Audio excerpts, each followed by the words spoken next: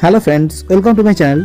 आज कंपेयर करेंगे PGIM India mid cap opportunity के साथ डीएसपी मिड कैप। दोनों ही मिड कैप कैटेगरी से बिलोंग करता है एंड दोनों के पास सेम बेंचमार्क है, फिर भी दोनों के परफॉर्मेंस में कुछ डिफरेंस है।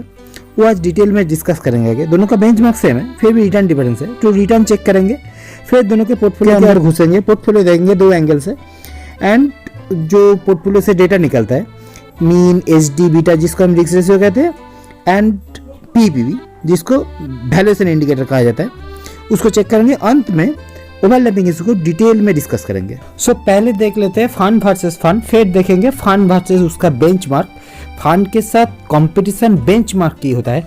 तो पीजीआईएम वर्सेस डीएसपी अगर आप देखोगे तो 1 ईयर में पीजीआईएम बेटर परफॉर्म कर रहा है। 3 ईयर का चार्ट देखो, पहले तो डीएसपी बेटर परफॉर्म कर रहा था लेकिन लास्ट 1 ईयर में ही पीजीआईएम बेटर परफॉर्म कर रहा है।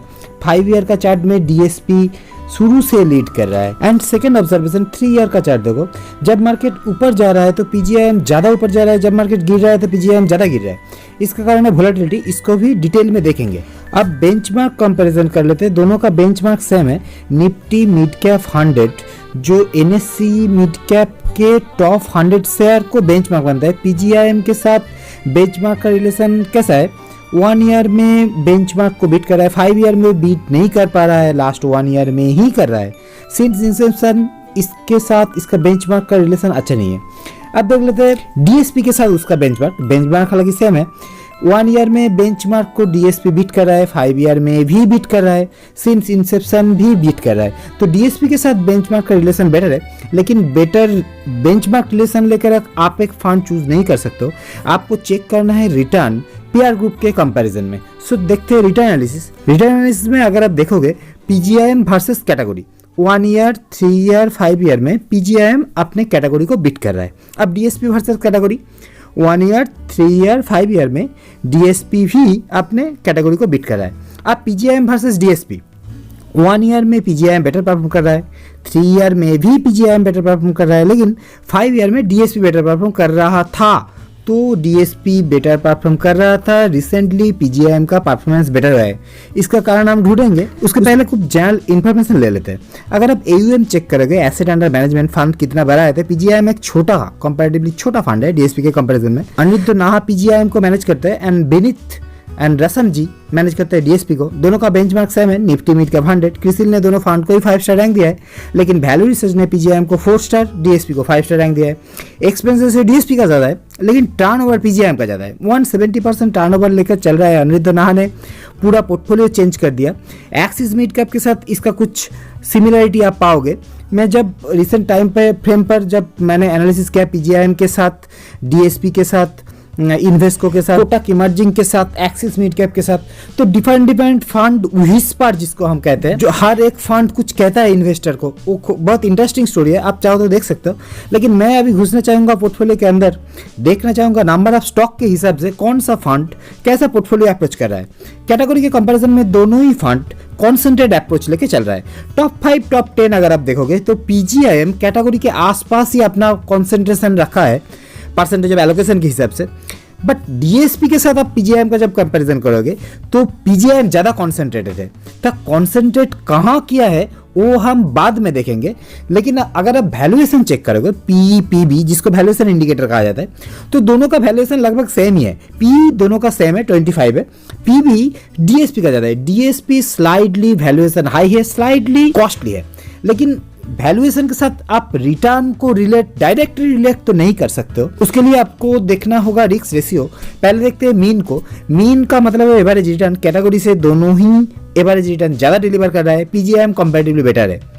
एचडी बीटा जिसको वोलेटिलिटी इंडिकेटर कहा जाता है, इन्वेस्टर का मानना है अगर आपको मीन एवरेज रिटर्न सेम आ रहा है तो आप लोअर एचडी बीटा ढूंढोगे। इधर लोअर इज बेटर होता है, तो लोअर इज बेटर तो डीएसपी बेटर। लेकिन पीजीआईएम को देखो, पीजीआईएम हायर वोलेटिलिटी के साथ आपको मीन भी तो ज्यादा ही डिलीवर कर रहा है।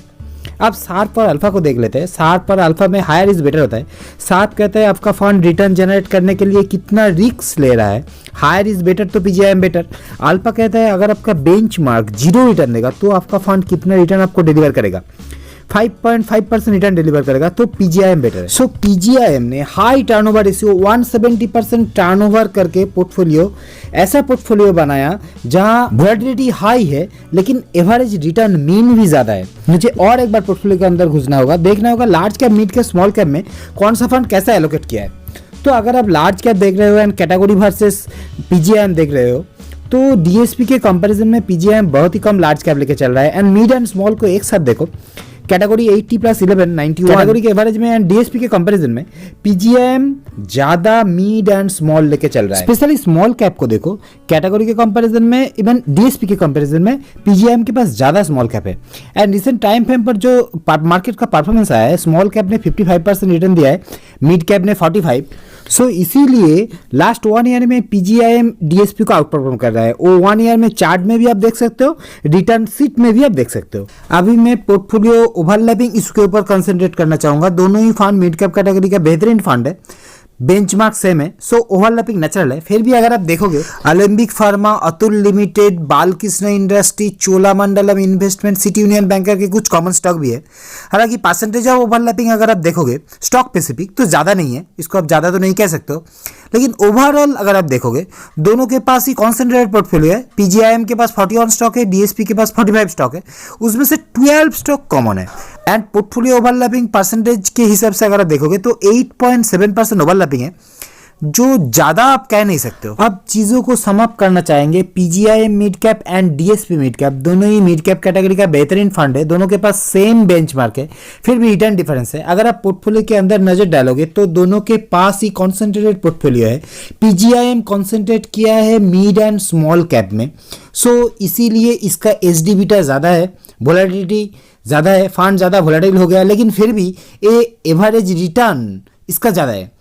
On the other hand DSP को देखो, ए कॉन्सेंट्रेट किया है large cap. So large cap में अगर आप कॉन्सेंट्रेट करोगे तो आपका एचडी बीटा कम हो जाएगा, लेकिन करंट मार्केट के हिसाब से वैल्यूएशन तो लार्ज कैप की हाई है, सो इसका पीबी हाई है।